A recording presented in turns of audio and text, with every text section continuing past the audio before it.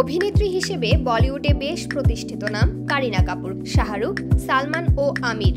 বলিউডের বিখ্যাত এই তিন খানের সঙ্গেই অভিনয় করেছেন তিনি। এদের সঙ্গে জুটি বেঁধে বক্স অফিসে উপহার দিয়েছেন একের পর এক হিট ছবি।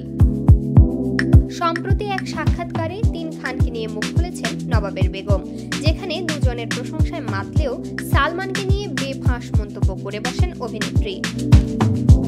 উমেশ জীবনানির সঙ্গে কথোপকথনে কারিনাকে প্রশ্ন করা হয় তিন খান সম্পর্কে তার মতামত কি। এই প্রশ্নে অকপটে কারিনা বলেন, শাহরুখের সম্পর্কে আমাকে জিজ্ঞেস করবেন না, আমি ওর প্রেমেই পড়ে যাই। আমি যদি তার সম্পর্কে বলতে শুরু করি তাহলে ঘন্টার পর ঘন্টা কথা বলে যেতে পারবো। অমিতাভ বচ্চন ও শাহরুখ এই দুই অভিনেতাই আমার খুব প্রিয়। শাহরুখের পাশের বাড়ির ছেলে টাইপ ব্যক্তিত্বটাই তাকে আকর্ষণ করে বলে জানান কারিনা। আর আমির এই প্রশ্নের উত্তরে অভিনেত্রী বলেন, আমিরও ভালো।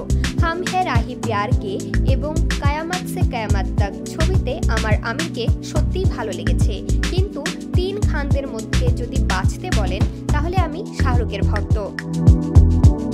আর সালমানকে নিয়ে কি বলতে চান, এই প্রশ্নে কারিনার সাফ জবাব, আমি মোটেও সালমানের ভক্ত নই, ওকে পছন্দ করি না, খুব খারাপ অভিনেতা। আমি এটা সালমানকে বলিও, সে সবকিছুকেই অতিরঞ্জিত করে তোলে।